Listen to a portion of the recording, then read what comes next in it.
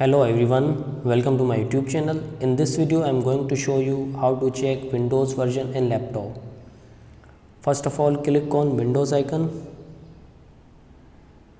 and then click on setting. On the left hand side you will see the option system. Click on this option. After that scroll down and here you will see the about option. Click on this option. Here you can see the edition of this window, which is Windows 11 Pro. If you are using another window like Windows 10, then it will show the window of your laptop which you are using.